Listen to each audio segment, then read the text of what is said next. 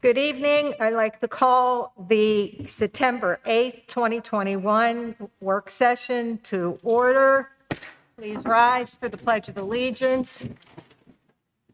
I pledge allegiance to the flag of the United States of America and to the republic for which it stands, one nation, under God, indivisible, with liberty and justice for all.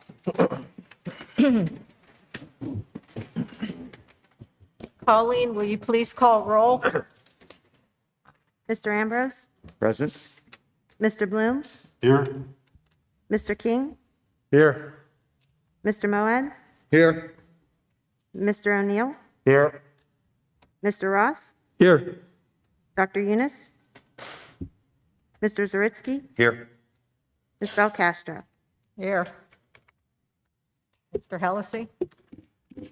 Thank you, Ms. Belcastro. First, I'd like to announce that the board met in executive session on September 1st and 3rd virtually to receive information from the superintendent as well as legal advice from the solicitor's office, and also met this evening between 6 and 7 to receive information from the superintendent as well as obtain legal advice related to a potential resolution related to tax assessment appeals. I'd also like to read a prepared statement that the board has asked me to make related to the board's decision to comply with the order issued by the Acting Secretary of Health on August 31st, 2021. The board asked our firm to review the Secretary's order and particularly the legal authorities cited therein, including the Pennsylvania Disease Control and Prevention Law, the Pennsylvania Administrative Code, and the Pennsylvania Department of Health's regulation, which are codified in the Pennsylvania Code.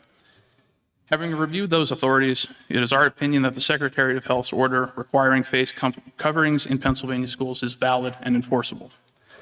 Our office has further advised the board, including Dr. Perry and district administration, of the potential penalties that could be assessed against them, as well as potential liability for willfully failing to enforce the Secretary's order. Such penalties include monetary fines under the Disease Prevention and Control Law, which could be converted into a prison sentence for failure to pay those fines, as well as the imposition of individual liability against board members or other high-ranking decision makers in the school district outside of insurance coverages. Additionally, Dr. Perry, as a certified officer of the Commonwealth by virtue of his position as the superintendent, is bound to follow state law and could suffer professional discipline, including the revocation of his certification and teaching license for refusing to comply with the law. Accordingly, based on all of these factors, it is our firm's recommendation to this district, as well as all of our other client districts, that they comply with the provisions of this order and take all reasonable steps to enforce same. One question that has arisen repeatedly in the potential enforcement of this order is whether individuals, including parents and guardians of students, are required to show proof of an exception to the order. The answer to that question is as follows and can be found in guidance issued by the Department of Education. Notwithstanding the exceptions in Section 3 of the order, school entities may require medical documentation. The Pennsylvania Department of Education recommends that any documentation as provided be in accordance with Section 504 of the Rehabilitation Act, or IDEA, for the student's medical or mental health condition or disability.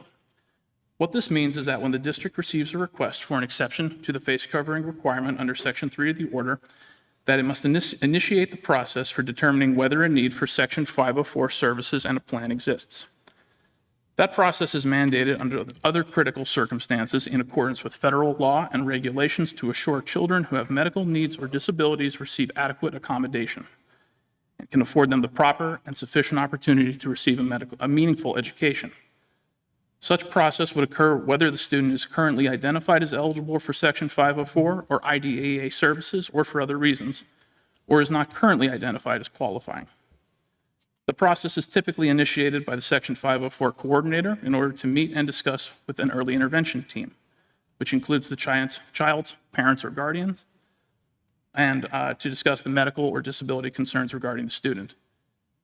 That meeting includes reviewing the presented problem, in this case, the inability to wear a mask, and previous or potential remedies, as well as reviewing any relevant information, including medical information.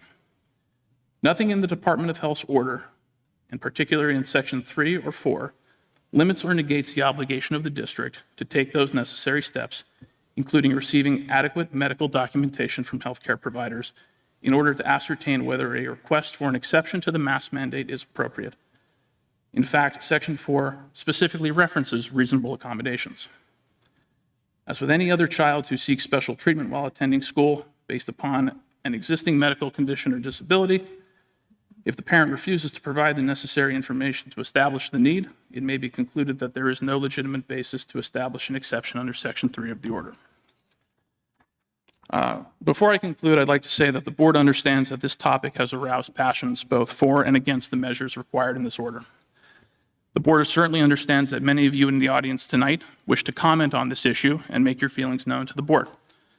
I have advised the board, and they agree with me when I state that all individuals wishing to make comments on this matter will be given the opportunity to do so, in accordance with the reasonable rules and regulations of the board. That being said, as President Belcastro indicated at the beginning of last month's meeting, the board will not be engaging in a back and forth dialogue with members of the public tonight. To that extent, the board requests that all speakers tonight maintain civility and comply with the time limitations outlined by the board so that all individuals have the chance to comment and the district's business can be conducted in a reasonable time period.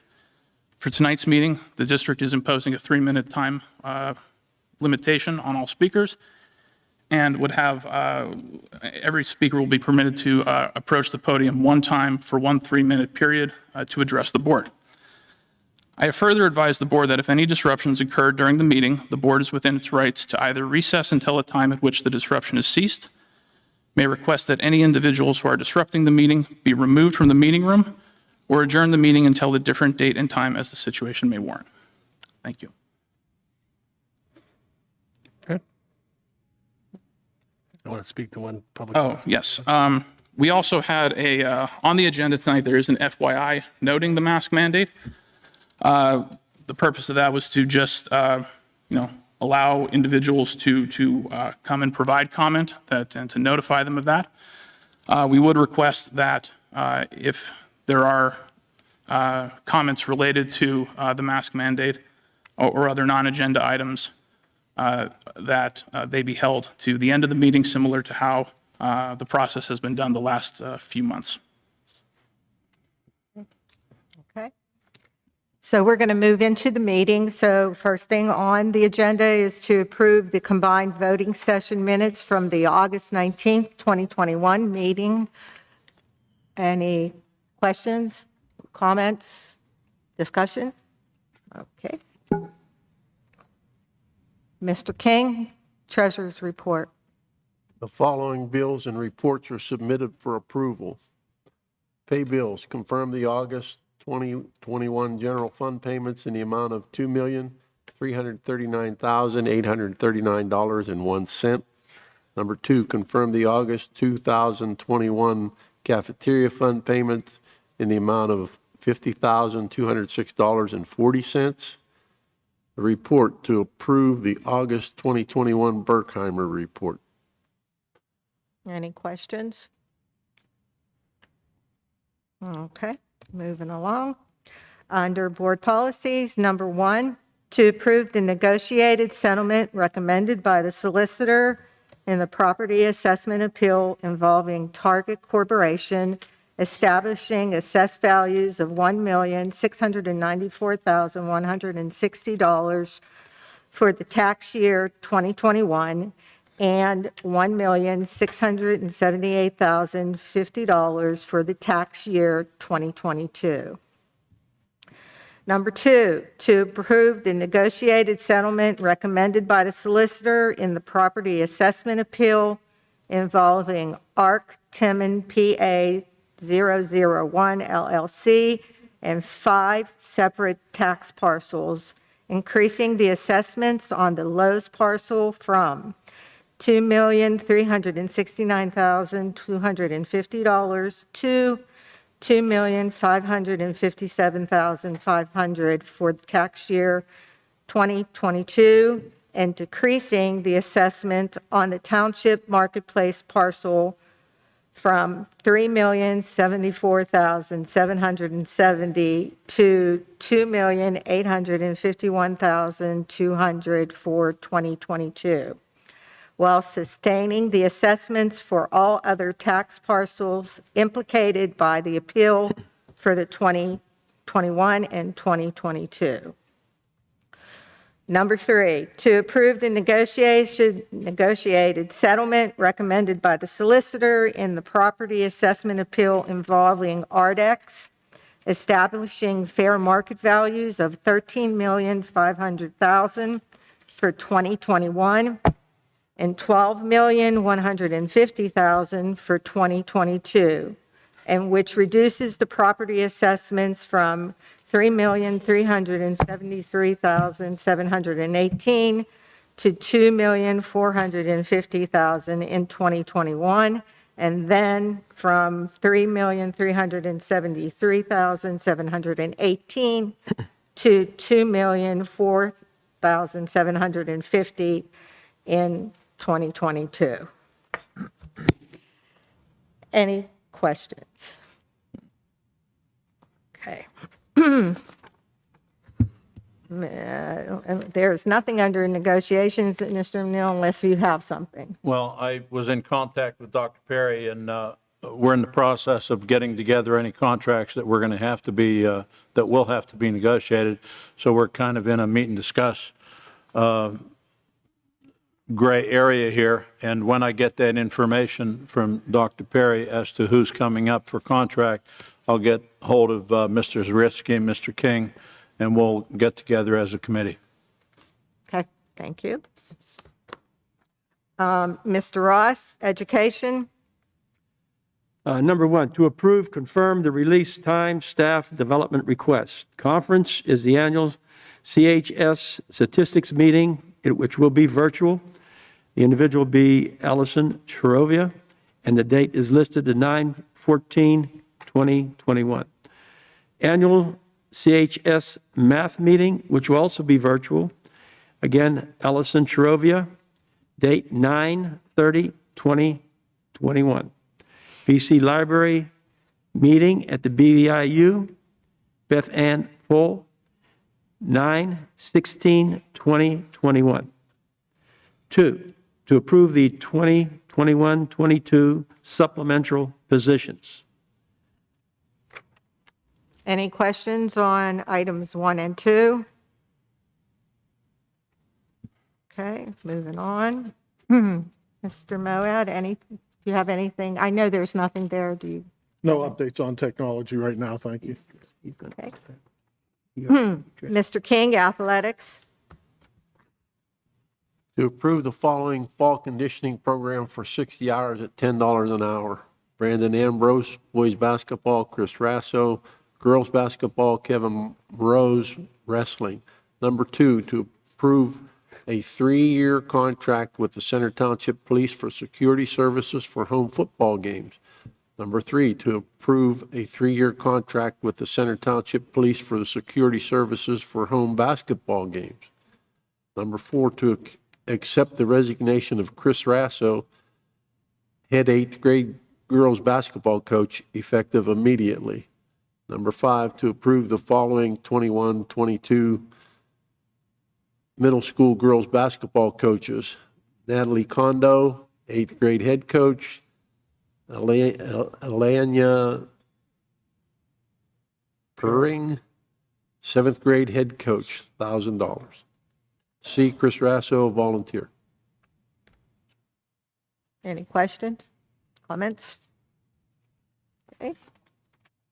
And Dr. Eunice, there's nothing under extracurricular activities, so that brings us to Mr. Zaritsky, Building and Grounds. Yes, we're looking to approve and confirm the following building usage requests pending final approval from the superintendent regarding the review of the organization's health and safety plan, as well as a liability waiver sign-off. The building is the middle school parking lot for the Central Valley PTA, October 23rd for a trunk or treat.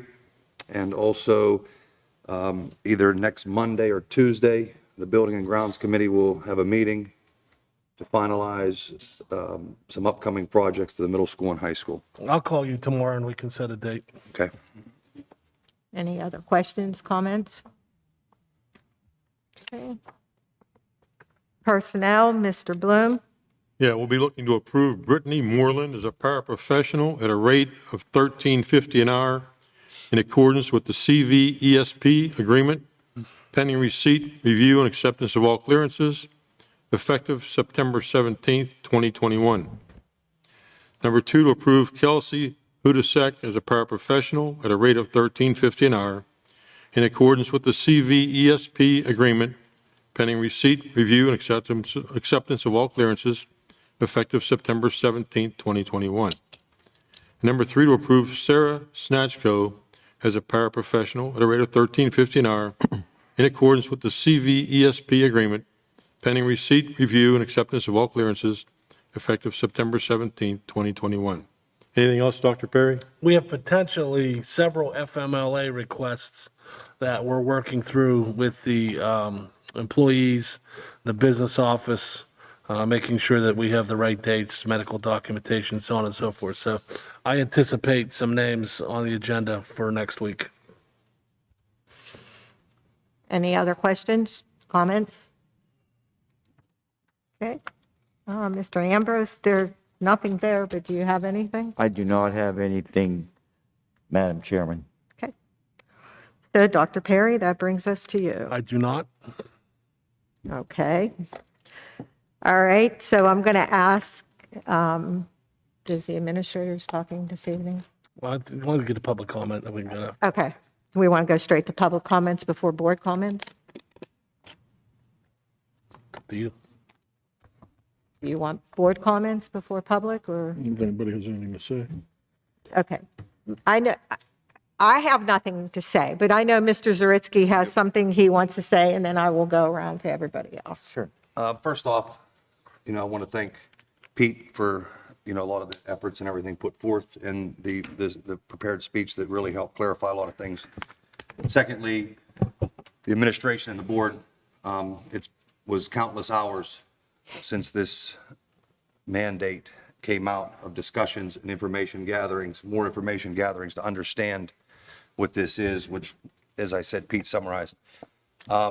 Personally, as a board member, I don't agree with this mandate at all.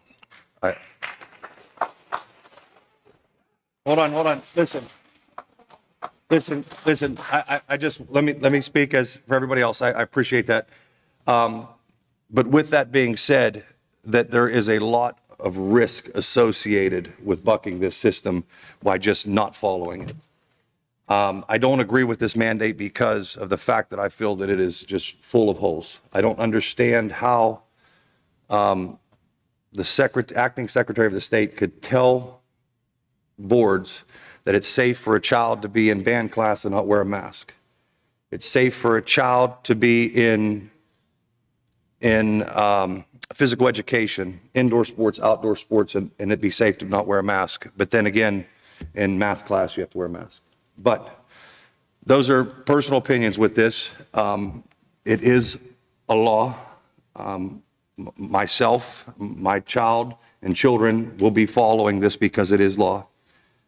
But I will be making a motion next week that we file an injunction against this order in court.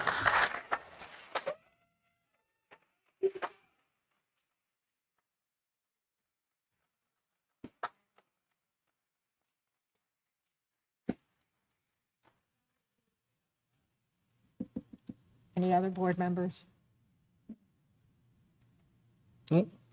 Okay. So we will move to public comments. Again, we are asking a 3-minute limit and that you only come up to the podium once. Remember to state your name and your address. And we'll go Okay. one on each side. So, okay, so I know my time is hopefully not yet started. I just had a quick question. Was this anywhere, I had prepared some information. Was it anywhere listed for us to see that there was a 3-minute limit tonight? We have board policy that states that we have board policy that states to how the board meeting can be run. That's up to the chairman of the board. Okay. And we have a policy on that. I said that actually at the last meeting. You know what? I came in late online on it because I had a Okay. softball game with my daughter. Okay. But I've prepared something, and I hope it doesn't go over. I'll speak rather quickly. And I also didn't realize that there wasn't going to be able to be dialogue back and forth, because I did have some questions. So bear with me if it ends in a question, and I don't expect an answer clearly now. So, Brandy, Center Township, first I want to say thank you for all your time. I know when you ran for these positions, you never anticipated having to make these types of decisions, which brings me to my first question, which I now know you will not answer. I wanted to know on the board if any of you, including Pete, the solicitor, has an education or scientific background in a medical field or medical degree. I think Dr. Eunice does, but I'm not going to speak to the rest of you, but I am assuming that he's the only one based on your profiles and such. So with that, we'll just note that one of you has a medical background. Next question was going to be to Dr. Perry about how we came to this decision, but you kind of already outlined that, so thank you. Another question was, I wanted to ask if you think the issues of mask exemption is a medical matter or an educational matter. So as you file next week for that motion to go against this order, and you all please keep in mind, like, is it medical or is it educational? I just want to know what your thoughts are on that. And Pete, being an associate for a small law firm in the south side of Pittsburgh, I wanted to also know how many others at the firm are on this team of legal advisors, specifically for Central Valley District, who do advise Dr. Perry and the board. And do any of them have a medical background? That was another question. I can certainly answer that. Oh, great. You want to? Thank you. Time out. Sure. We're attorneys. We don't have medical back. Sorry, I'm an attorney. I don't have a medical. I'll happily admit I don't have a medical. Super. And you know what? I'm glad you said that, because I found on your website that none of less than a dozen attorneys that complete your firm have, or does the firm itself list medical law as the sector of law practiced in your firm at all. Medical law is the body of laws concerning the rights and responsibilities of medical professionals and their patients. Education law, which is what you are here for, is the body of laws dedicated to ensuring all PA children have access to quality public education, including early childhood and early intervention services from birth through age 21. I also just wanted to confirm that we all understand a civil right is an enforceable right or privilege which is interfered by another, giving rise to an action for injury. And then civil law, which is the part of our country's set of laws which is concerned with the private affairs of citizens, including family affairs. On your website, unfortunately, all I was able to find was construction, corporate, education, employment, estate, litigation, municipal, real estate, and tax assessment law. And nowhere does it say medical or civil law on your website for your firm. With that being said, I wanted to follow up with a question to find out from you, Pete. Forcing the covering of my child's nose and mouth for 5 to 6 hours a day for 5 days a week, what law does that fall under? Falls under the Secretary's order and the Secretary through the Disease Control and Prevention. Thank you, thank you, thank you so much. Can you, real quick, to the order that your response to the order on the website pointed to? I couldn't find, I searched, I'm like pretty tech savvy, couldn't find 504, couldn't find medical documentation requirement, couldn't find any of that. Can you tell me what page that is on in the order that is referenced and linked from Dr. Perry's response? I think I can save you the time. There's nothing in the order itself in reference to Section 504. Correct, okay? I'd be happy. Can I finish my response? Yes, please, Okay. thank you.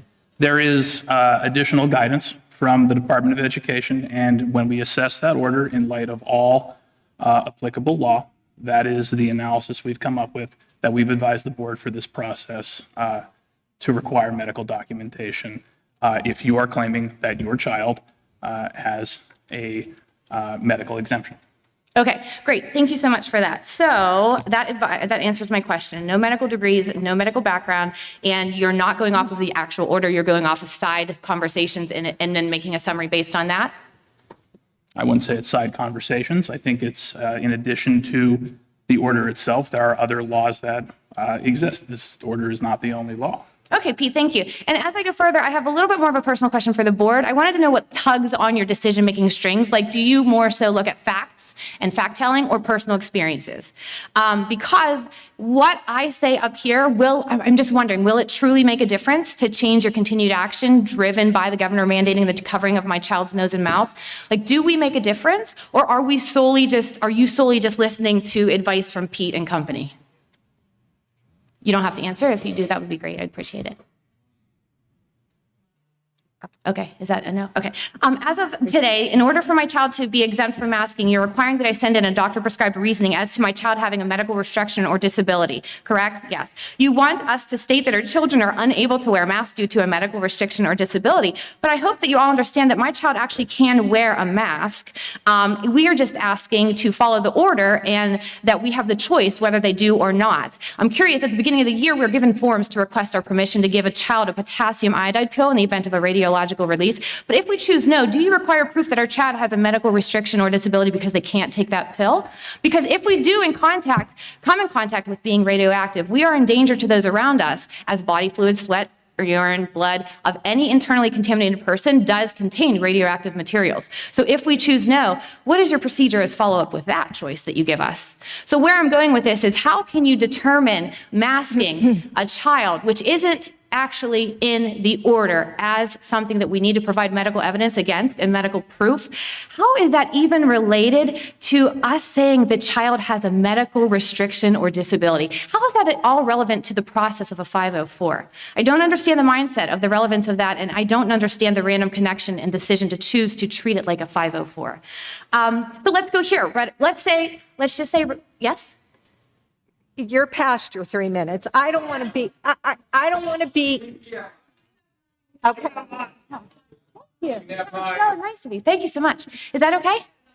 If I take their time a little If bit? you take the time, then that's Okay, fine. so you require medical documentation. Let's say we go with that, right? Let's say we go with that. So then could we then not, and do we not have the right to request medical documentation from you? So medical documentation evidence proving that masking kids is lessening transmission in schools, or lessening children are dying, and also that children are infecting adults. If you require it, aren't we able to require it in return? That was a trick question, because guess what? You'd be on a wild goose chase. That documentation does not exist. Let's talk about a medical professional and medical documentation that does exist. Dr. McCary holds a title as chief at Johns Hopkins. Dr. McCary research is focused on the creation and evaluation of new healthcare innovations. He's a creator of Surgery Checklist, publishing its first description, and later served in the World Health Organization. He led the World Health Organization work group to create global measures of surgical quality. He also has published over 200 scientific articles, the original studies on safety, culture, measurement in hospitals, and an evaluation of the Orphan Drug Act. Would you consider Dr. McCary a reputable and true medical resource? Anybody? So I agree, thanks. Okay, great. So to that point, Dr. McCary has shared scientific facts. And the fact is that there is no data on any positive determining impactful benefits, or even the need to cover our children's noses and mouth for 5 to 6 hours a day for 5 days a week. There is only one retrospective study proven and documented, and the results are so inconclusive they had to pull the children masking piece out of it and only focus on the adults and staff masking and the ventilation procedures. Yet the government sternly advises that 56 million kids and adolescents cover their faces 5 to 6 hours a day for 5 days a week. Do you find it interesting, or even a little embarrassing, that you are following this strong recommendation from the federal government, when in fact that is the same federal government that has not spent $1 of its $42 billion of the National Institute of Health's annual budget to find the answer of this question? The question that is causing an uproar in communities across America and right here in Central Valley School District. Did you know that? Did any of you know that they haven't spent $1 of a $42 billion budget trying to figure out if, in fact, children masking in schools makes a difference? I would love for you to be able to answer, but I appreciate your silence. So now that I share what Dr. McCary has shared, and that my question again was going to be, is this impactful at all on your decision to cover my children's noses and mouth? May I answer that? Yes. Because I'm getting tired of this. This makes no sense to me. We're bound by the law. Now, yeah, I'm a coward. Let's be simple. Let's be simple. Let's May be I? simple. May I? I've been very outspoken on this board. People are saying people are dying in their cases. If you look at the data, you're right. You shouldn't have a mask on. I shouldn't have a mask on. Nobody should have a mask on. As a matter of fact, the only study that was peer-reviewed and the only study by the CDC states, and this is a quote, according to current knowledge, the SARS-CoV has a diameter of 60 nanometers to 140 nanometers. That's a billionth of a meter, a billionth. Medical masks have thread ranges from 52 to 440 micrometers. That's 1/1,000,000th of a meter. The COVID is 1,000 times smaller than the spaces between the best mask that you can wear. And we all know it. But the state and Governor Wolf got his health secretary to use a 1929 law to impose this on us. Well, I care. I can lose my teacher's credential. The superintendent could lose his commission, and I'm not willing to do it. That doesn't justify abusing children. This isn't a give and take. Did anybody interrupt you when you were speaking? Thank you. What I'm saying is you people come in here and you think that we're all like-minded and we're all just like the state and the federal government. Well, we're not. But our hands, I'm sorry, this is my teacher voice when I'm trying to make a point.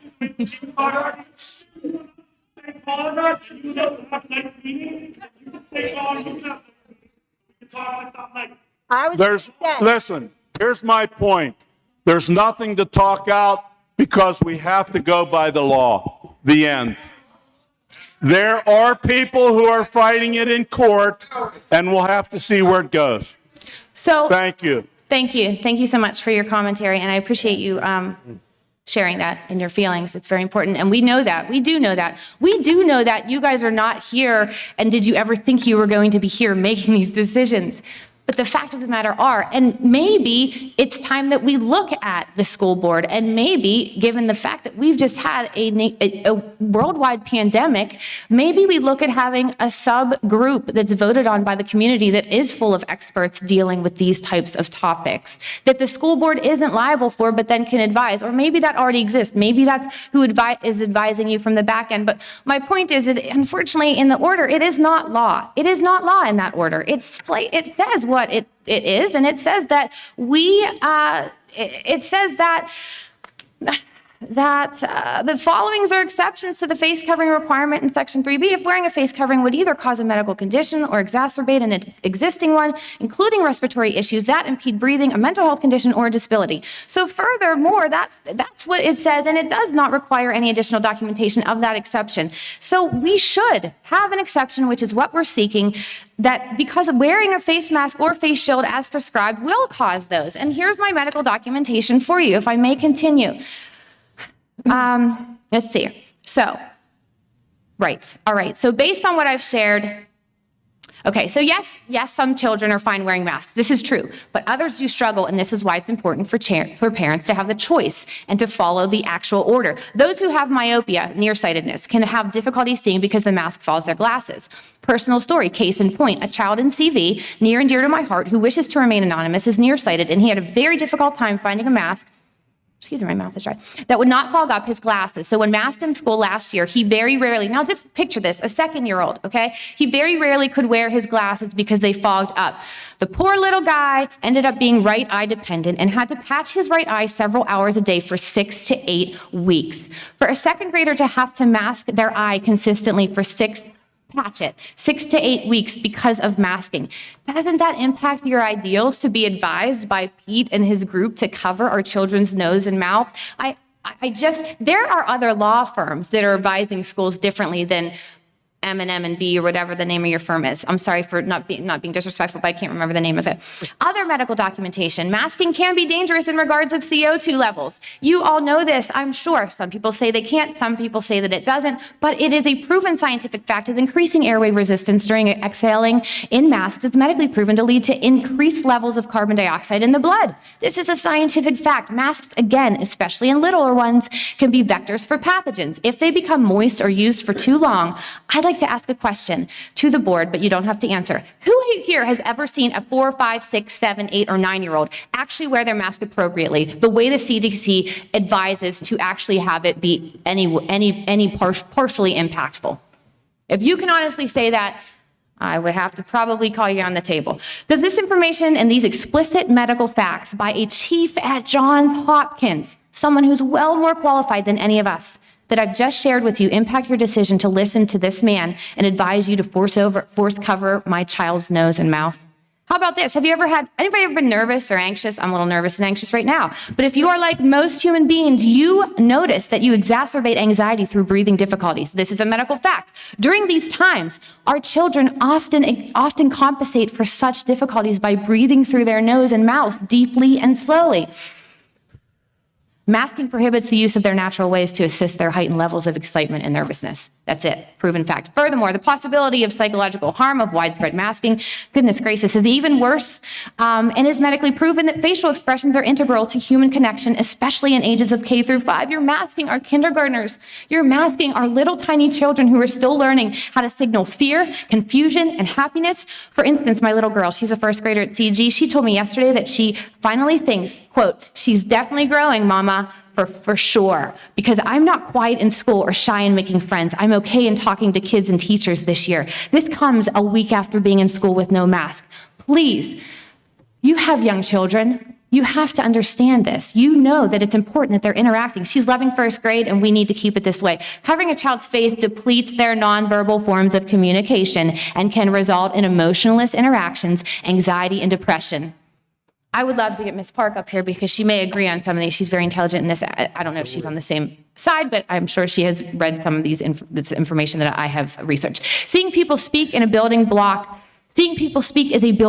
of phonetic development. These are medical facts, my friends. This is medical documentation. This is my medical documentation to you. Friends, board, Pete, we own these schools. Let's remember this. They are called public schools. They are government schools. We pay the salaries, we pay the medical care, we pay the pensions, we pay the dues that ultimately for the unions. We pay the for the classrooms, we pay for the buildings, we pay for the administrators, and we have no decision in what is going on? Why? Because this guy here and his small team of lawyers in construction, corporate education, employment, estate litigation, municipal, real estate, and tax assessment law is advising you to not give us a choice and follow the actual order that you link to on your response? Because from this side, maybe we need other guidance. Maybe we need other solicitors. I don't know. I will close with reiterating my letter to you, Dr. Perry, in which you responded, and thank you to you for responding over the holiday weekend. Thank you to Principal Farragotti and Principal Kasanovich for responding over the holiday weekend. It has been a very pleasure always working with you guys. But whenever I said that I am requesting an exception that we seek under option B, section 3, as stated above, effective immediately, wearing a face mask or face shield as prescribed in the order will cause my child a medical condition or exacerbate an existing one, including respiratory issues that impede breathing and a mental health condition or disability, which is in the order. Your response, Dr. Perry, was the district-based decisions upon advice from our council. That is absolutely 100% correct. And I will also say this, and we can sit here and debate whether it's law or not law. I'm not a lawyer. You may be. I'm not. Okay. No, not at all. Not a medical I'm in IT sales. Not a medical doctor. Never claimed to be. Right. I know this, that I'm being advised that this district, whether you agree with it, disagree with it, this district is liable if we do not follow the order, which we can debate whether you think it's law or not law. We are required to do that. Within that, I'm also being advised that medical documentation is required if someone wants to claim that there's a medical reason why their child cannot wear a mask.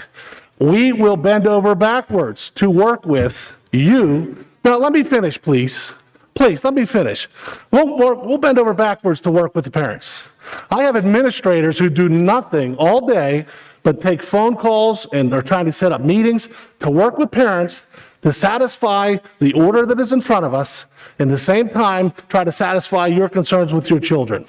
Now, we are to go through a process that allows us to put the child in the least restrictive environment with regards to face coverings. So if a mask does not work for you, there's other avenues we can look at. You may disagree with them, but we're willing to sit down and have the dialogue with you. What does not help What does not help is phone calls, anger, sarcasm, swearing at my principals, hanging up on my principals, who do spend their weekends trying to answer the questions for our community. Sure. And it's our community, and they're our children. Yeah. And the people that I'm concerned most about are our children in this community and how it's being divided with our kids. So we are willing to work with any parent to sit down and talk about what reasonable accommodations are. At the end of the day, the reasonable accommodation may be no face guards, no mask, no nothing. But we have to go through that process with our parents, okay? Yes, he's our legal counsel. There's 15 attorneys there's 15 attorneys in his law firm, of which I don't know how many public sector law. Six. But it's not Pete alone providing his opinion as to Right. Pete and where they team. think we are. Yes. Okay, from the Department of Ed, face coverings unless the Dr. individual. Perry, could you pull your, I'm having a hard time hearing you with the I'll mask talk on. through the mask. Okay. Face coverings unless the individual has a medical and mental health condition or disability that precludes the wearing of face covering in accordance with Section 3 of the order. Before an individual is exempted from the order, all alternatives to face covering, including a face shield, should be exhausted. It's recommended that any exception be in accordance with the eligibility under Section 504 of the Rehabilitation Act, or IDA, for such medical or mental health condition or disability. School entities should follow their established processes for determining student eligibility under those laws, including any medical documentation they would normally require. We would normally require, under any other circumstance, medical documentation for any student who claims to have some disability that would interfere with their education here. So we are willing to work with the parents. We're willing to bend over backwards and sit down and talk about these situations with you. As I said, anger, vulgarity, sarcasm does nothing for us. And I got a great group of administrators that are here willing to work with the folks, parents. We have not drug anybody out of school. We have not put the National Guard at the doors coming in here. Many of you are disregarding the order tonight. We have not stopped you from coming in without masks. Okay?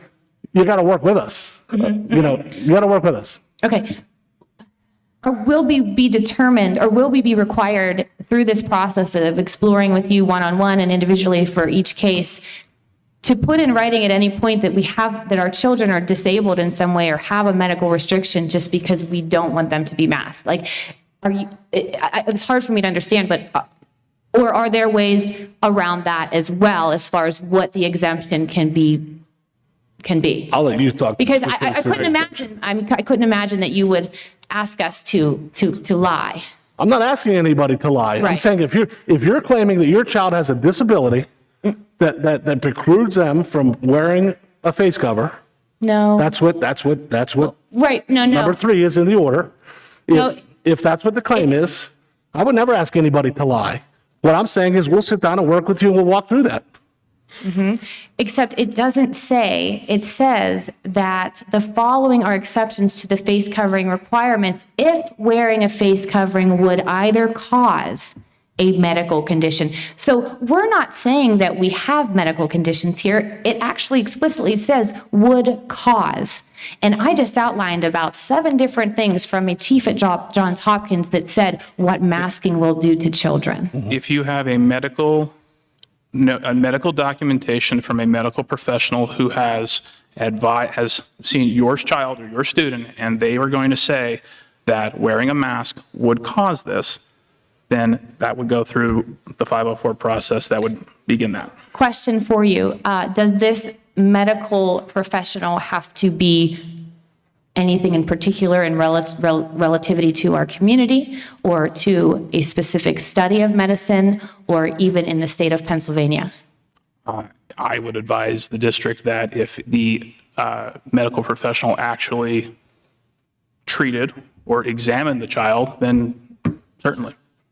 I don't think it matters where. So that answers in a roundabout way. So they have to actually treat the child? I don't necessarily, I apologize. I used the word treat. I meant examine would probably be a better, Virtually? I don't think that matters. Sounds good. Okay. And I appreciate you guys very much. I also just wanted to see, and again, you're not supposed to have dialogue, but I appreciate you breaking and bending that law a little bit here. I know this was a lot to unpack. But again, for us, we really, from our perspective, according to the guidelines provided by the governor's order, we really are exercising the exemption that's written explicitly in the order.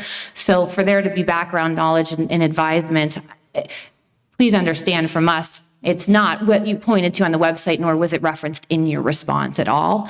So I'm not sure if maybe that needs to be revised. I look forward to what comes from you, sir, later on in next week or 2 weeks. But I also wanted to just know if it was a possibility at all, because I do know that other schools are doing this, like, could you look at masking just in the common areas and still be under Wolf's order? Once again, if you go through the process and go through the 504 process with our folks, that may be a reasonable accommodation depending on what the situation is. Okay. We'll take each of those on a one-to-one basis. We'll look at each of those individually, and we'll sit down and dialogue with you. I hear you, and that's great. I appreciate you willing to work with us. I'm just stuck on the whole fact that we need a medical documentation because it's not really a truthful documentation. Well, I mean, that's your opinion, and I appreciate your opinion, but I have the opinion of our solicitors as well, and they have an opinion, and I appreciate that. And once again, like I said, we're willing to work with you. Okay. But I'm going to repeat again, because my principals, you don't know where they stand on this. You don't know where I stand on this. Oh, They want to right. they want to educate our kids. They want to educate our kids. So work with them. Don't be defiant with them. And I don't know where defiance all of a sudden is okay, because I can tell you this, I'm being very lenient and very understanding. At some point in time, defiance is going to have to be dealt with. We just can't let kids and parents and everybody defy the rules. Right. So we're trying to be patient with that. We're trying to work with you on that, give you some time. We realize it just came upon us. I realize it took us several days to review this. And I realize that my statement that came out with how the district was going to handle it was the day before the weekend, of which it was going to be enforced on Tuesday. So we're willing to work with you on that time frame and try to come to common ground that meets the requirements in the law, that keeps this board from being liable, and we'll work with you. I appreciate that.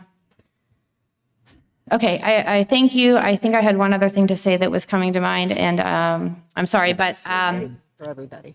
I think that's all I have to say. I hope you appreciated the time I put into I this. do appreciate the time you put into this very much. And I also, I guess I just want at some point maybe to weigh the being liable to watching out for our children. I don't know with all that with all balance. due respect, I think we do watch out for our children here I know very you well. do, but Here's what I don't understand, with all due respect. Pound our legislators. Like, I'm sorry? I can't. go beat the doors of our legislators. Yeah, we are. Oh, we Go are. beat We the are. doors of our We legislators. are. Where We are are. they? We are. Where are they? This has been a complete nightmare for us the I last know. 2.5 years. I understand that. Trying to deal with this. I understand that. And I'll But it do is what it anything to is. You know, protect our kids. it's just unfortunate you're in the position that Well, you the position call the doesn't bother shots. me here. I don't call all the shots. I call a lot of the shots, but not all the shots. Yeah. And I'm being told in this case, I don't get to call the shots on this one. I guess I'm just confused why on your response doesn't reference what you told us here, but it references the order that doesn't say anything about the medical documentation required. That's where I'm at The a standstill. background information in the order, if you dig into it, certainly does, and I just read this from the No, he Department of just told me it Education. doesn't specifically say in the order, it does not reference a 504 or needing requirement If you of medical continue on to the documentation. Department of Education website, you'll find an FAQ on the order. I'm going off the one you linked to in your response. I just went directly to that one. I didn't know there was another one. There are other links. They put an FAQ So maybe on. that maybe revise it and link to the one that matters. So that, we can add the link to that, to the FAQ, but that came out after the communication went out on Friday. Oh, okay. Of course, I think it was 2, 3 o'clock or something like that that they Okay. put that up. Okay, well, I appreciate you and all of you. I and appreciate thank you as well. Okay, Thank you. thanks.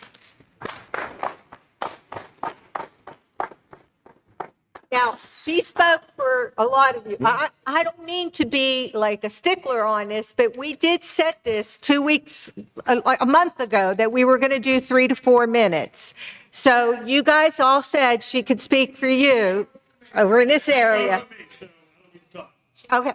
All right. So I'm going to continue to ask to keep these comments to 3 minutes so that anyone else who she didn't speak for has that opportunity to speak. This gentleman was next. We were just going to rotate on sides, okay? Okay. State your name and your address. Yep, James Peters, 2596 Front Street. I have a brief statement and then some follow-up questions, so I assure you it's a brief statement, so if you could just be a little bit lenient with the times, so I don't have to hand off my questions. I have written here, hello, ladies and gentlemen of the board. Thank you for affording us this forum, 18 months and the 14 days to flatten the curve period. On August 31st, 2021, Acting Health Secretary Allison Beam from the PA Department of Health mandated that teachers, students, and visitors use masks while indoors during the school. After months of being assured from our governor that this decision over the health and safety of our individual district will be left with those districts. This is supposedly because of the transmissibility of the Delta variant, which must not be able to enter businesses, restaurants, or sports centers like the other variants able to, which is why mask use is not mandated at those places like the previous mandate. I understand that this mandate is to protect the children of the Commonwealth while the previous one was to protect the elderly by placing COVID positive patients among them, resulting in over 24,000 deaths and for people over 60 years old. To date, approximately 171,000 children in this state have contracted COVID-19 with approximately 400 deaths. For those of us keeping track at home, that is 99.87% survival rate. To put that in perspective, approximately 700 children died last year in this state from car accidents. There are also currently 0 confirmed cases of COVID-19 being transferred from children to adults. We were told, get the shot and it'll be over. We were told, you might need a booster shot. We were told, you might need a booster shot every 6 months. And now we're being told you might need to take 2 pills every day. And then we were told that it's 60% of people having antibodies would constitute herd immunity. Then 70%. The CDC is currently reporting immunity levels above 80%, but still not announcing herd immunity. We were told that masks do not restrict breathing, but they are not recommended during sports participation. The point to all this is that the state has been contradicting itself for a year and a half. And for some reason, the board and administration still entertains it. It is us, the parents and our children, it is us, the parents of our children, that know what is best for them. And the district and that power should lie with us. I know I know that your funding is being threatened by the state. However, do not put money above the physical and mental health of our children. I understand that you were just doing what you were told, but history has never once looked kindly on people whose defense was, I was just following orders. Thank you. I do have a couple brief follow-up questions, if I could be afforded that. And you guys actually addressed a couple of them, so it'll be even shorter than I anticipated. Has the district spoken with the solicitor or the superintendent for Butler School District? I know in the past our superintendent said that he spoke with. Now, I speak to the Beaver County superintendents. I am aware of the suit that they filed, though. Okay. And then my other question was, under the current mandate, section 5, number 5, I think they mean number 4 and that it's a typo, but I'll say what was written. C, it states that the mandate should not be enforced when it would violate state and federal civil rights. Under Title IX of the Civil Rights Act of 1964, public schools are prohibited from discriminating students based on religion. Why is this district not accepting religious exemptions when students are clearly covered under Title IX and guaranteed a full and free education in this state? And that would be for the solicitor, I guess. Mm-hmm. So under the school code, there are religious exemptions for certain medical procedures. A mask is not a medical procedure under that definition. There is a Pennsylvania, I'm going to get the name of it wrong and I apologize, so I'm not even going to try and say it, but there is I believe it's a religious non-discrimination statute. There is a process for asserting a religious exemption. Again, actually, hang on one second. Okay.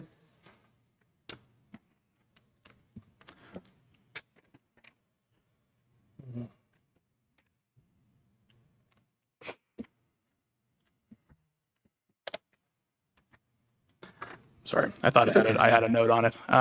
There is a process by which an individual can assert a religious exemption for certain things. I believe the first part of that is that you have to identify a certain closely held tenant, and then that's balanced against the interest of the law, the public, or the necessity of the law, essentially. I'm going to save you some time. At the next board meeting, would it be possible for you to be able to more fully explain that? Sure. Be prepared. Okay, thank you for that. Also, on a slightly more personal note, my son's in second grade here, and he mentioned in his class that a little girl that was in his class took her mask down, and the teacher docked her what is, I guess, known as 1 dojo point.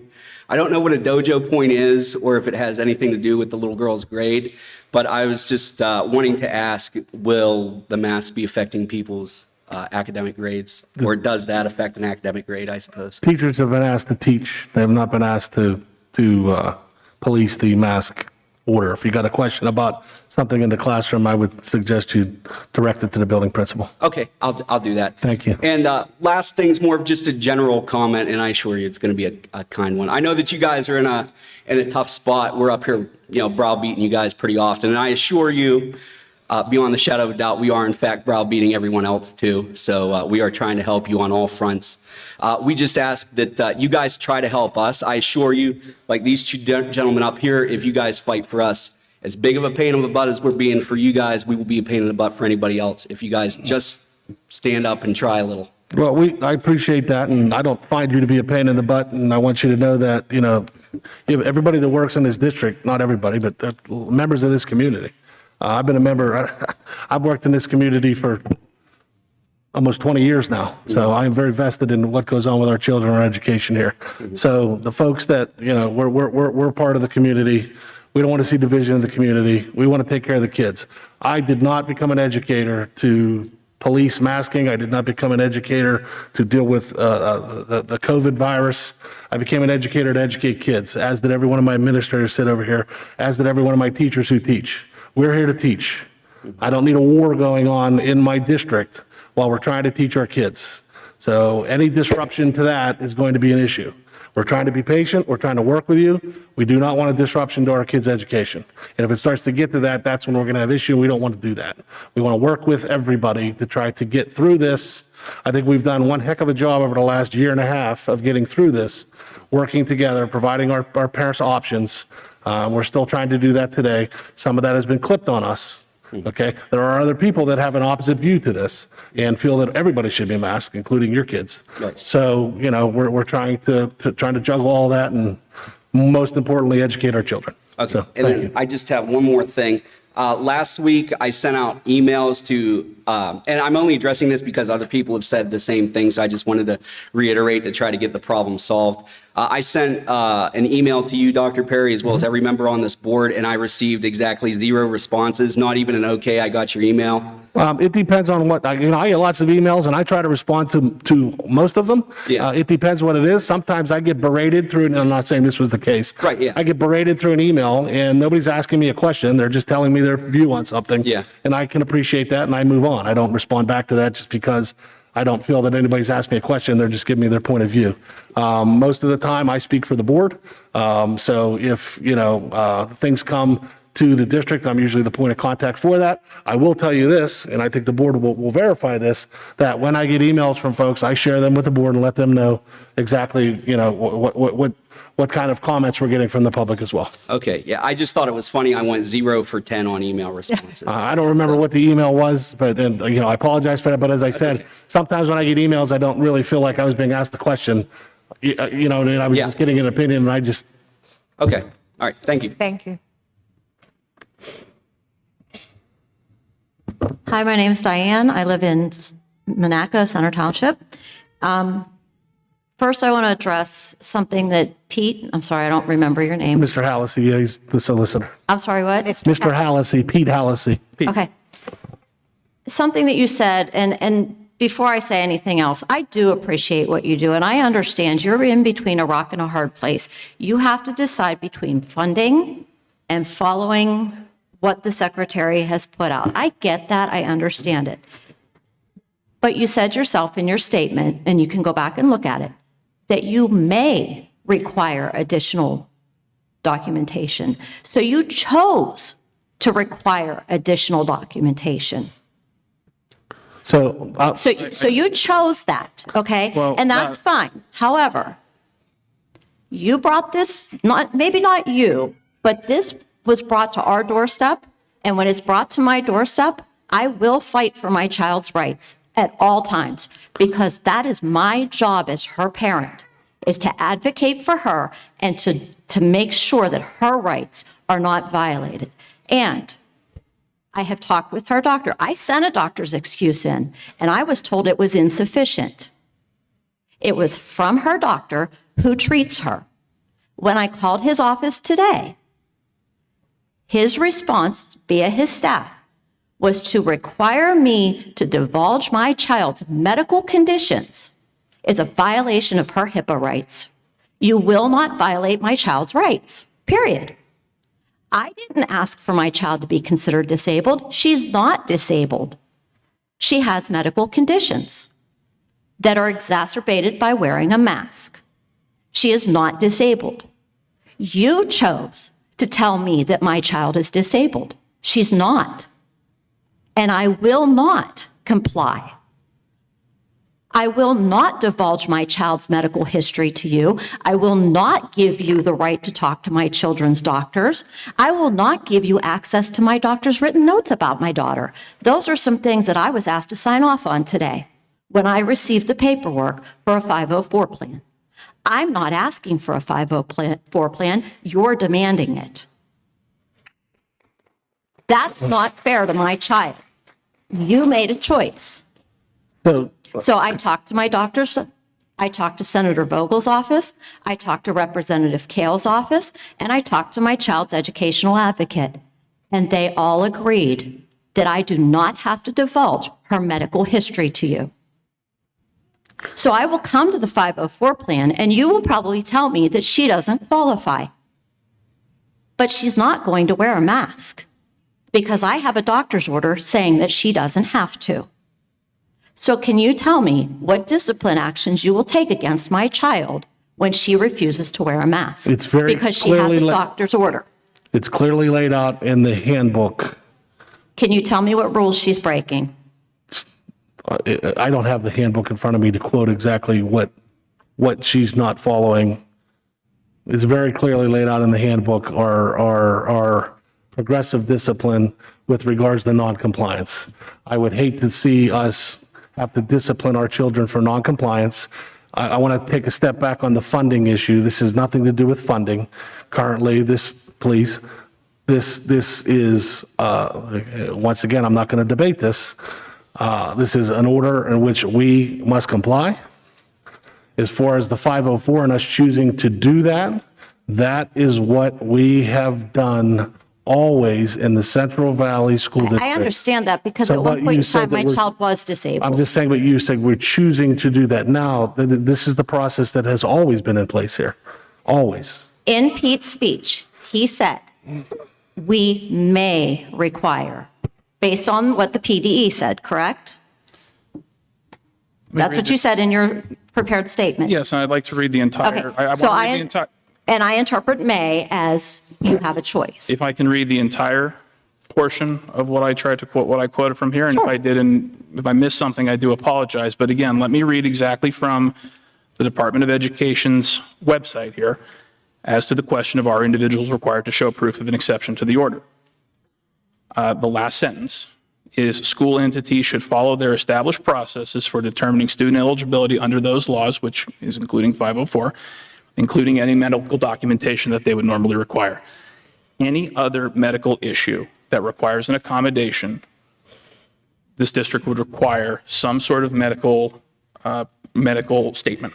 And I am very familiar with that process. She's been through that process. She no longer qualified for a 504 or an IEP.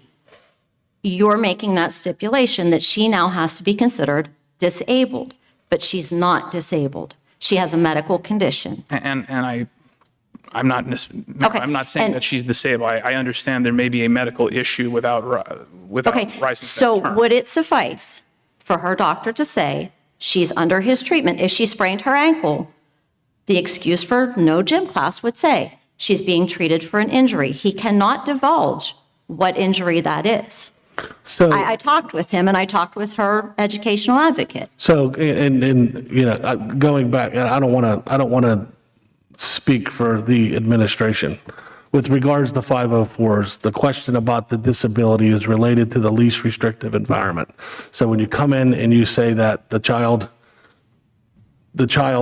cannot wear a face covering based on the doctor saying that's treating the child, so on and so forth.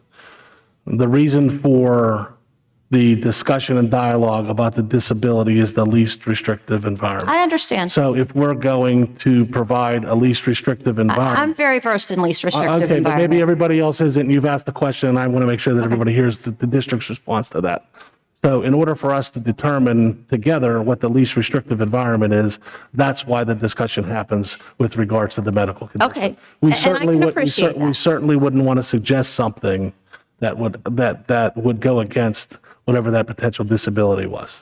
Okay, and I can appreciate that. But will a doctor's excuse that simply states that she is under his care suffice? The doctor is going to have to indicate that the child cannot wear a face cover. The district. Due to a condition that she is being treated for The under district his has care. to understand what the condition or the nature of the condition is in order to provide a reasonable accommodation. I cannot be compelled to violate my child's HIPAA rights.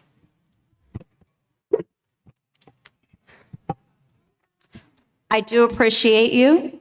I may not agree with you.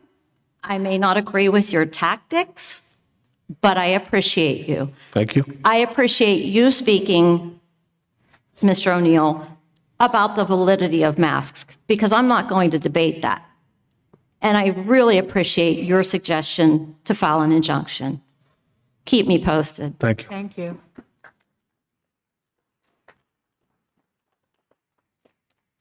April Katsafanis, 201 Morning Mist Drive. I wasn't going to speak tonight, but I'll get to that second point in a minute. The first point is somebody had asked me, because their time is up, given the court case taking place on September 16th in regards to the suit challenging Pennsylvania's new mask mandate for schools to overturn Wolf, is it possible to give us just a little more time to get things in order to see how that goes? I'm saying, you're saying not to do the mandate now until we find out how that turns out. Is that your question? The longer exemption. Longer exemption leeway. You mean until we as a district enforce the fact that we're not in compliance? Yes. I don't know how long that process would take. I will tell you that I've asked our folks to be patient at this point in time. We're going to work with you. I don't know how long that could take. I don't know when that could be.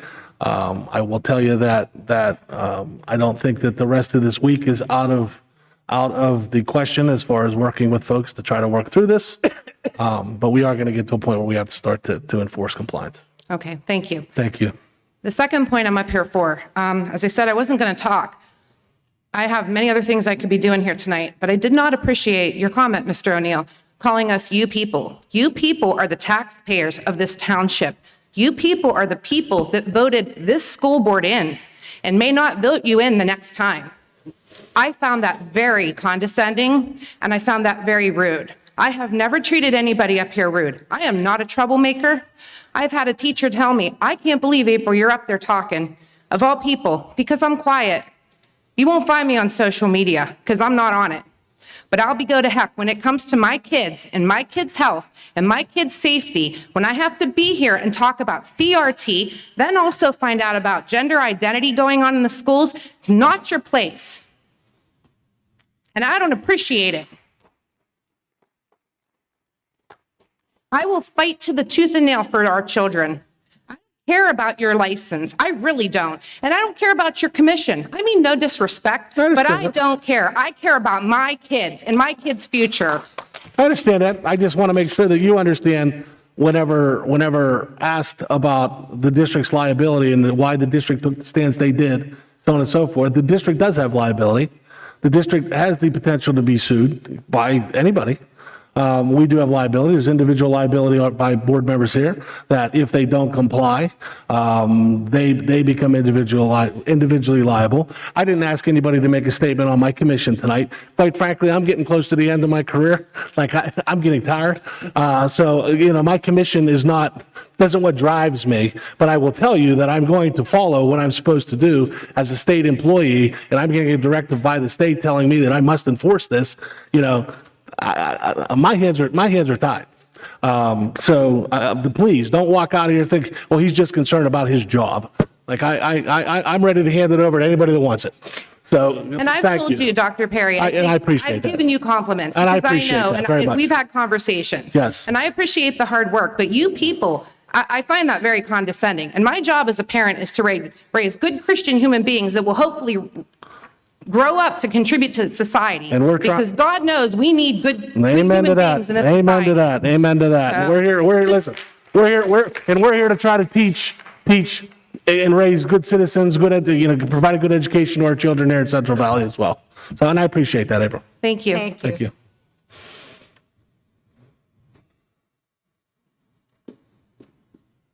It's Dave McMullen. I'm from Independence, but my daughter goes here. Yeah, I was going to say some things about masks and everything, but I kind of like this comment. I'm working construction. That's kind of like what I'm used to every day. So I like that, actually, that comment. I appreciate you guys got a pretty thankless job here lately. But like he's right about the mask. They don't really work. It's all a show. But as far as his teaching certificate and your commission, like you just talked about, we have 10 people on this. Is that right? 10? Is there 10 people that are on the board? 9 school board members. 9? Okay. Well, they have 2 possible, a commission and a teaching certificate.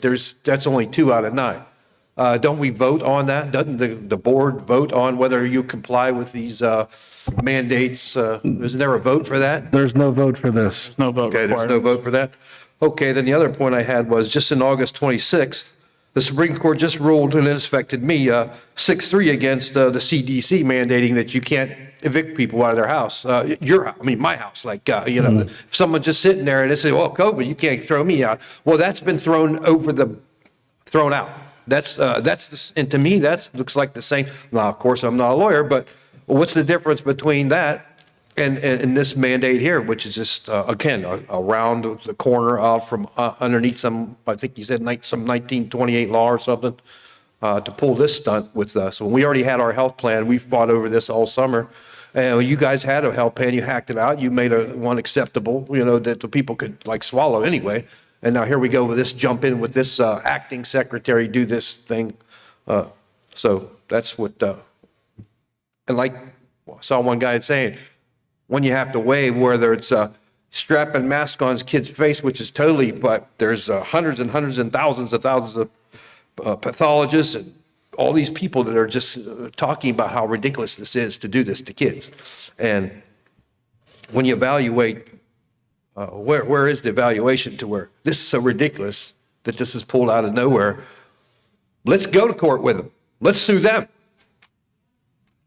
There's got 30,000 tax parcels in this township. If we took a survey and said who would want to sue them instead of them trying to sue us, and we're not even afraid of them suing us because we could beat them every time when it comes to this BS. Because it's total BS. Everybody knows it.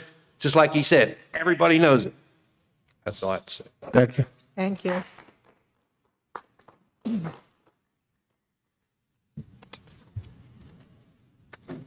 Rachel Schwer, 123 York Way, Monaca. I just have a question.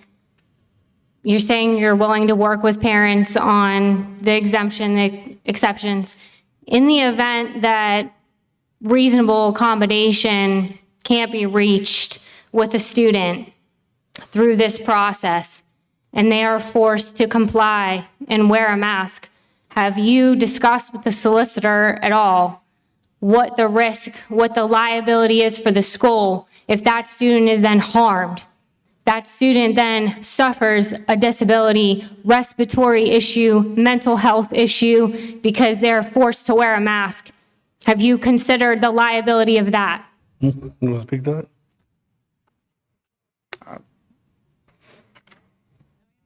No consideration? Hang on, I think excuse me a that's sec. something you should No, consider. I asked the solicitor to speak to that. Excuse me. That is a very difficult question to answer, and how I will answer that is, we are being required to do something by a law that is above our heads, okay? We are not the ones, this school board has not made this decision. This board, a month ago, when they had the choice to do so, decided to make masking optional. I understand Okay, that. we are, as has been said many times tonight, our hands are tied by this law and what we are required to do, and the potential penalties that could befall us if we fail to enforce it. I understand that, but a lot's been talked about what the district's liability is for not complying with the order. But I just wonder if there was any consideration on what your liability is if you do, and you follow this guidance from the state with regards to your procedures with the 504. If something negative happens to a student who's not being accommodated through that process, I think that's something that should be considered, because it's, as it's already been detailed through other speakers tonight, there is grave risk to children wearing the mask.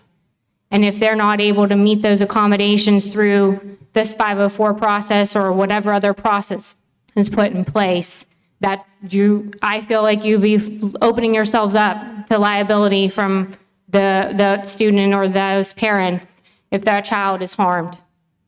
Thank you. Thank you.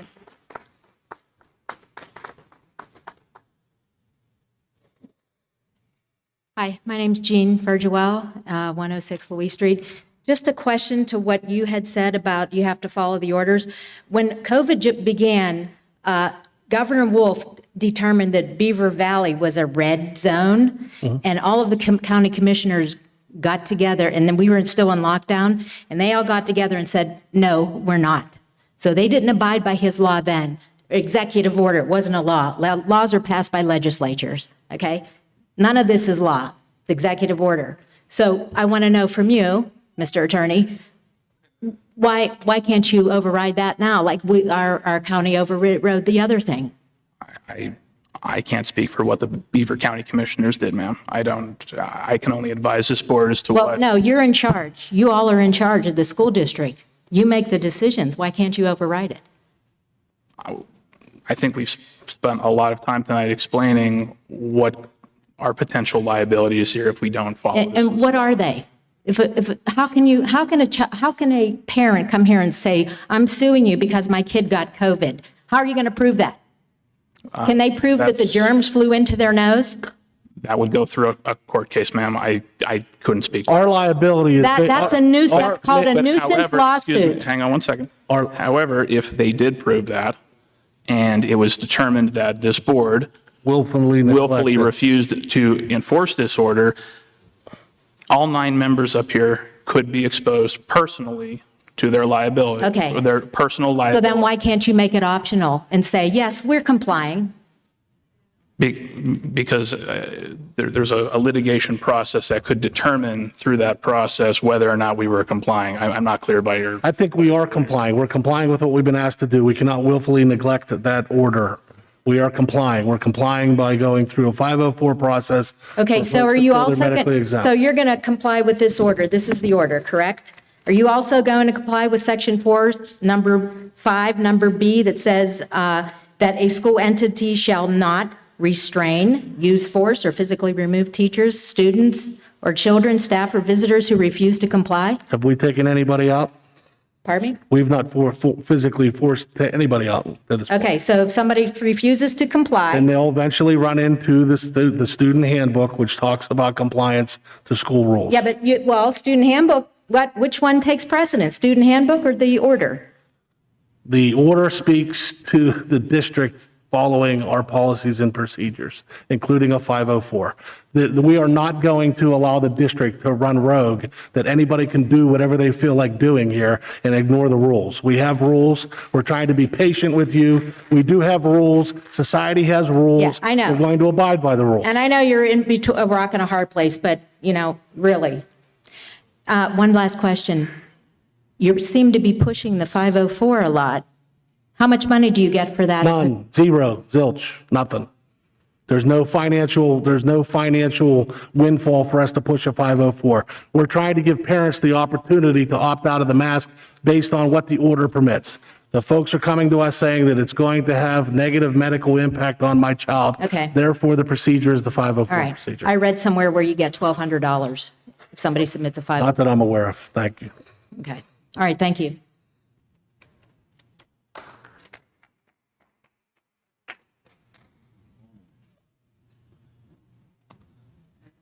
My name's Don Lentz.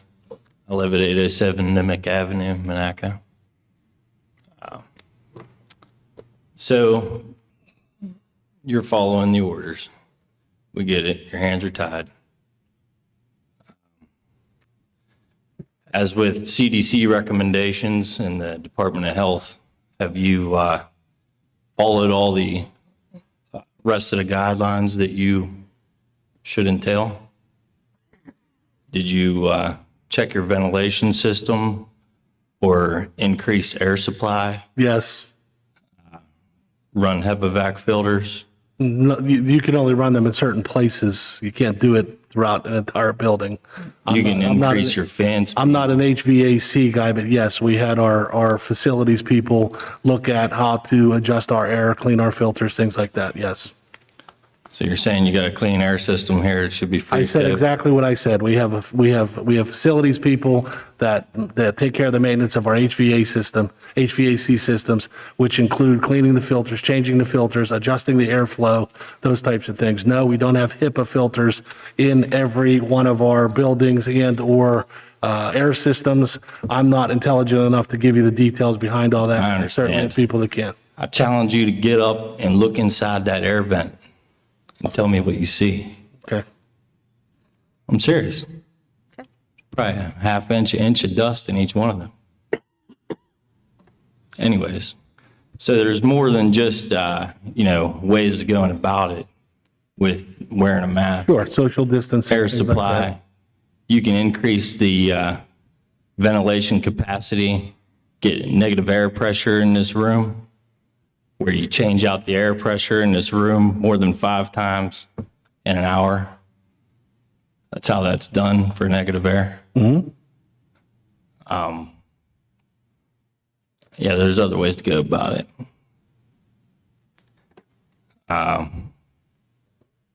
Also, the mandates, well, the mandate says you got to wear the mask, but the CDC and the health department say that you should supply the mask for transportation also on the bus ride here and at the school.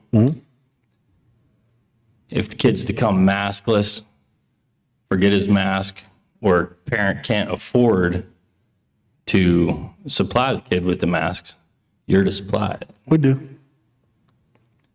Now, how often are you going to supply that mask? When they get wet, when they need a new one, if it's dirty?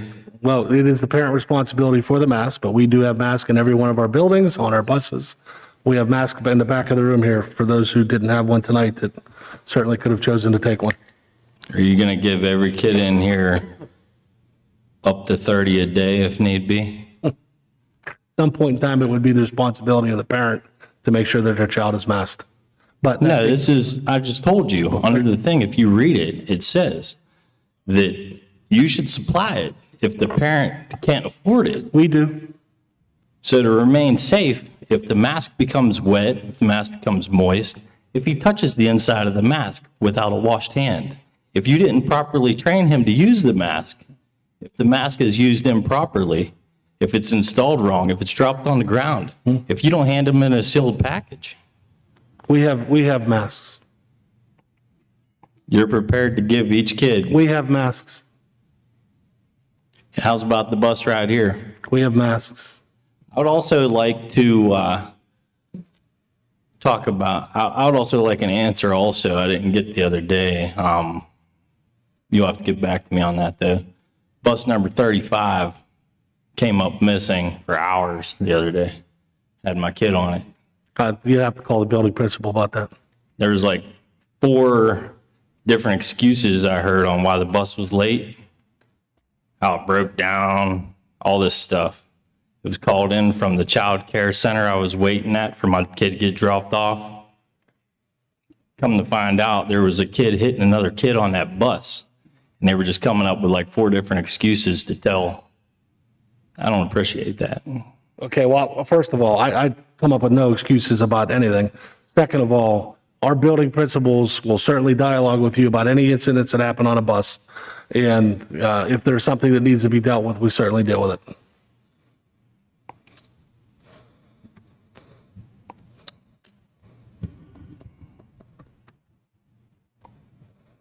All right. Yeah, I appreciate your help with, I would appreciate it further if you found a way for these parents that don't want a mask on their child, like mine, to find a way for them to get a medical note or doctor to go to, or find them some way of getting this form that you're requiring for what they want to do. Okay, thank you. Are you going to attempt to get this form for them? No, that's the responsibility of the parents to seek their physician's help. All right, well, I appreciate your time. I would encourage all the parents to send their kids without a mask. It's a good message. Make the school supply them. And I would encourage the school to fix the dust collection system in your vents, maybe upgrade the ventilation. If you have an issue with masks, our principals will certainly work with you to get you masks. Thank you.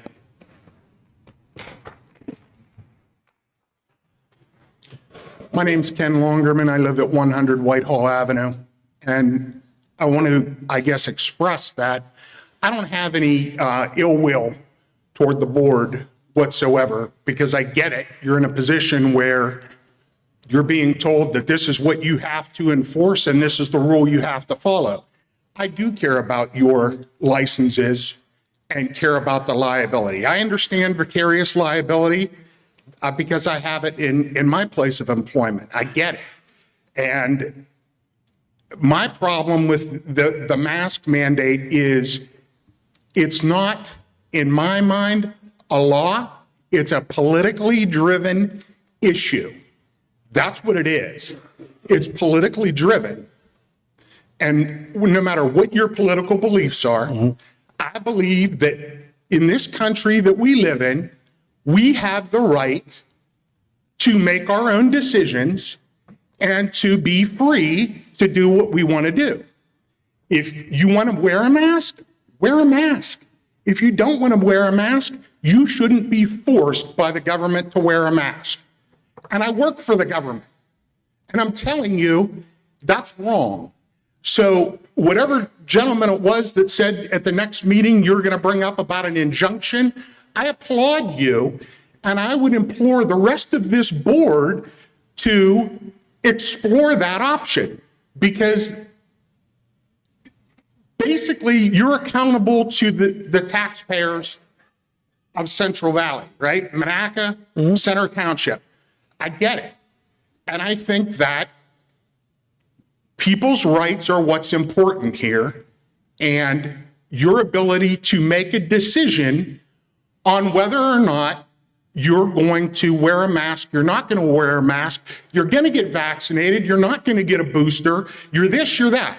Let's face it, every day you turn on the news, this story has changed for the last 2 years.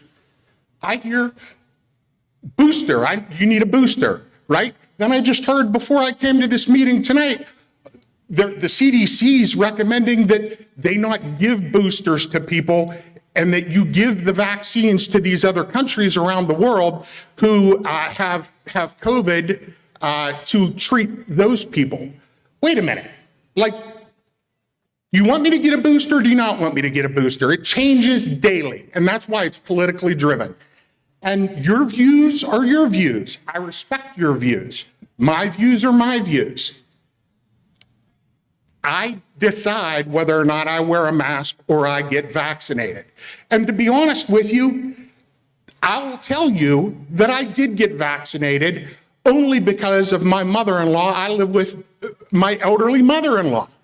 I didn't want to get vaccinated. but I did the responsible thing to try and respect her, because I come into contact with members of the public every day, and I've worked through this whole pandemic, right? Where's my extra $300 a week? Tell me this isn't politically charged. I got nothing for working through this pandemic. Nothing. What did the people who showed up every day to work get? What did your teachers get? Did you get extra money for showing up? Yeah, right. Right. Of course you didn't, because it was politically driven and people were paid to sit home. I get it. And that's fine for some people, but I don't think that it's the right thing to do for our kids or for us as individuals. I don't think that I come to any one of your houses telling you how to live your lives or do what you want to do.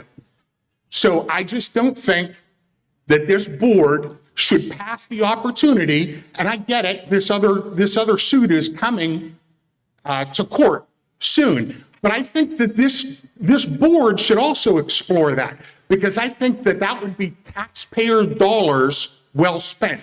And you know what? You can raise my taxes. I'll pay for it. I'll vote for it.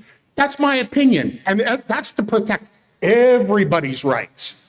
Everybody's rights, so that nobody has rights taken from them. That's my stance on it. Thank you. Thank you. Thank you.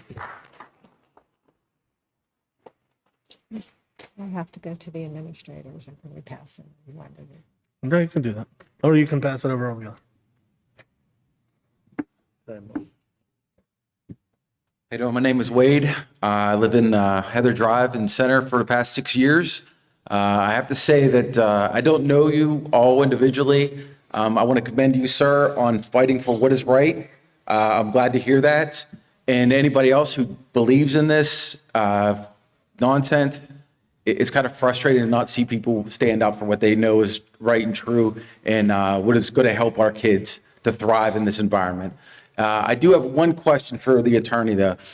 So under this mandate that now has come from the state, if whatever they do, if they decide to have a mandate where we have to have our children vaccinated, or they can't come to school, would that be under the same thing? If they decide to make that a mandate, would that be under the same edict here? Similar immunizations. I'm gonna use a sort of what I know from legal precedent on this.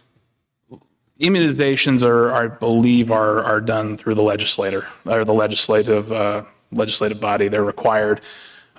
Some students are required to have them all students are required to have them with certain exceptions. When you come into public school, sometimes you need them to go to college in certain instances. I believe all of those have been through a legislative process where both chambers of the legislature vote on it, signed by the governor. I don't believe those vaccinations requirements were done via an order or a mandate. So but I don't know. I don't want to sit here and tell you and try and predict what is going to come next out of Harrisburg, but I believe that has been the process in the past for requiring immunizations. Okay, so they could not mandate a vaccination. That's what you're saying, under the same. Well, I'm going to jump in here real quick, and once again, I'm not a doctor. There are certain immunizations that are required for students to attend Correct, school. yes. Right. So as of right now, this has not reached that platform. That status. What he's saying is he believes that if there was going to be a vaccination mandate that becomes immunization, that would have to come from the legislature to do that. I believe, and again, I'm couching this in terms I believe here, that if the COVID vaccine were placed on those lists of vaccinations that all children coming into school need to get, I believe that has to go through the process of House vote, Senate vote, governor sign off on it. So your opinion is that could not be done then? It could not be done the same way that the mask mandate is, correct? I don't believe so. But again, If that were, then how would the process work? Then if they were to say that all children must be, they must be vaccinated before they can come back to school, like how would that work if my kid came back to school anyway? I'm sorry, can you repeat the What question? I what was would not- happen? I What are was the not missing something here. repercussions for my child if they were to come back, if there were a vaccination mandate? I could not speak to that without seeing what that sort of, What the order what that said, and I would imagine that, I mean, quite frankly, this mask mandate was challenged fairly quickly. Yeah. I would have to imagine that a vaccine mandate would be challenged 3 times as fast. Okay, the analogy here is the same thing with the masks, I okay? understand. I'm sure you probably picked that up, is that I see the same thing, is that I don't believe in the efficacy of this mask mandate, and I believe most of you would agree with me. The problem I have with all this is that people will not stand up and say, I'm going to fight for this. Whatever come, my job, they take my job, whatever it is, but I will not fight for something I don't believe in, especially not something that is going to have a detrimental effect on my children. In fact, most children here. Okay, there is nothing to prove. Obviously, this gentleman said that there's nothing to prove that this even does anything. But because it came down as a mandate, we now all have to follow that. And the next mandate is what? I don't know. It could be anybody's guess. And I am going to say this, that my child will not follow this, neither will I. And there's more and more people that are going to do that. And because we're going to stand up for what we believe in and what we know to be right. And thank you for your time.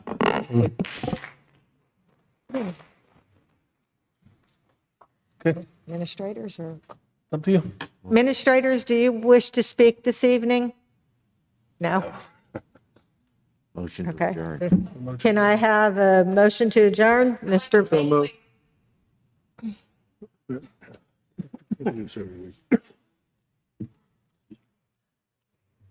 Leah Palladino, Center Township. So I had sent this over to Perry.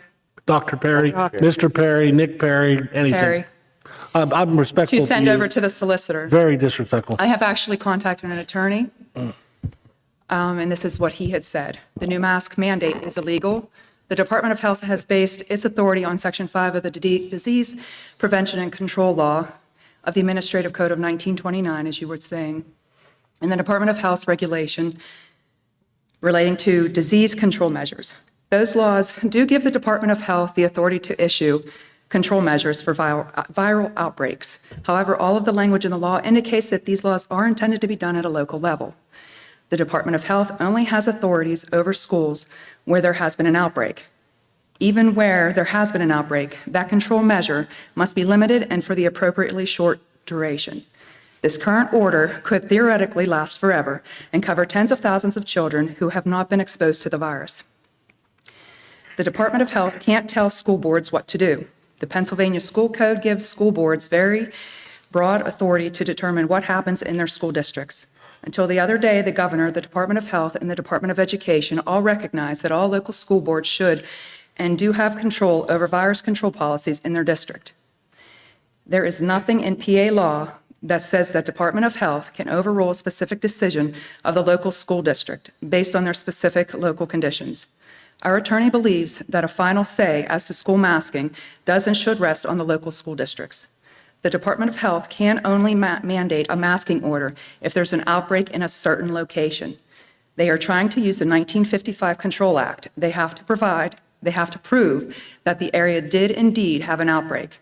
This is all political and honestly is absolutely disgusting that he is using our children in this manner. I implore you to ignore the order or file for a declaratory judgment and/or quarantine relief, asking that the order be declared invalid. This board needs to start standing up for our children. A few of you do, so I do appreciate that. Thank you. Okay, so with regards to for Uniontown School District, I know this has nothing, but I just wanted to put that out here. We have concluded, this is what they're saying in their letter to the parents. We have concluded that the district will follow the universal mask mandate or as designed. Nowhere under Section 3, exceptions to covering requirement, does the order state that medical documentation is required. Therefore, any parent or guardian wishing to have their child exempt from the mandate should simply send a note to their child's principal. They also state they are very much committed to providing a quality education to all students while not compromising an individual's health and well-being. This is from Senator Russ Diamond. The Department of Health mask order grants an exception if wearing a face covering would cause or exacerbate a medical condition. You as a parent should not have to consult a doctor or provide medical records to be able to attest that your child gets headaches, dizziness, or anxiety from wearing a mask or a face shield.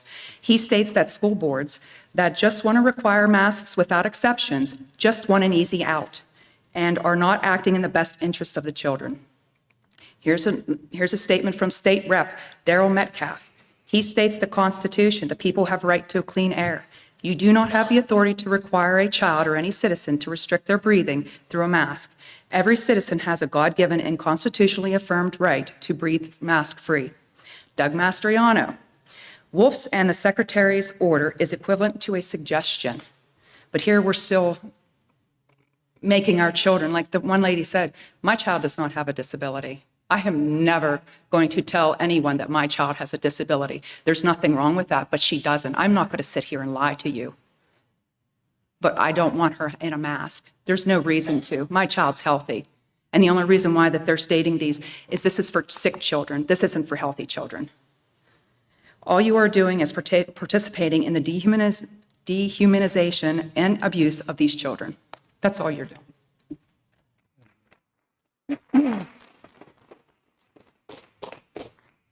So, Mr. Moet, Hi, good evening. My name is Rick Forster, Monaca on Atlantic Avenue. First of all, sir, I want to thank you very much for standing up and voicing your opinion and your thoughts. I think I'm going to speak for myself only. I'm extremely grateful. My family and I are very grateful for you standing up.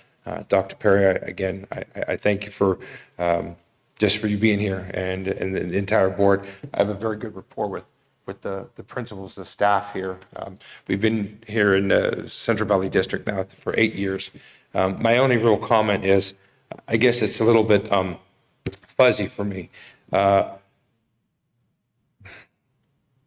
From going back to, I guess, 7 years when we first started, my son played football all the way through graduating in 2020. And you know, if he wasn't feeling well, if he got injured playing a game, hey, Mo, this is Rick.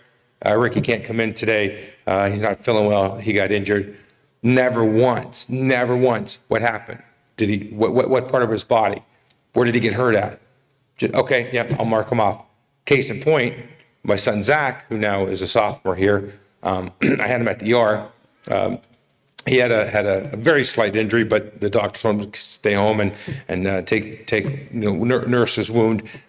Called Mo from the ER actually, and oh my gosh, we'll be thinking about him. What's wrong with him? Nope. Is he? Did he? No medical questions. Just okay. Well, I'll let his teachers know or whatever the process is. And I guess my question is, where in that? And I don't know, maybe this should be directed to you or yourselves, but where in that does my sons, my rights as a parent, my son's rights, our children's rights fall into place for a HIPAA law? I mean, does that just get thrown out the window? I don't know, because again, Ricky was off a lot because of football or injuries. Always, whatever, sprained this or injured that, but never once. Okay, well, what happened? It was just, okay, okay, thanks for letting me know.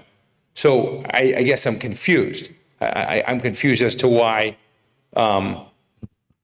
it's like that. Well, why all of a sudden now we need a letter from our doctor saying our child is disabled and can't wear a mask, or it could potentially harm him. I guess I just don't understand that. If there could be any clarification on that, I'd appreciate it. If not, I guess then no.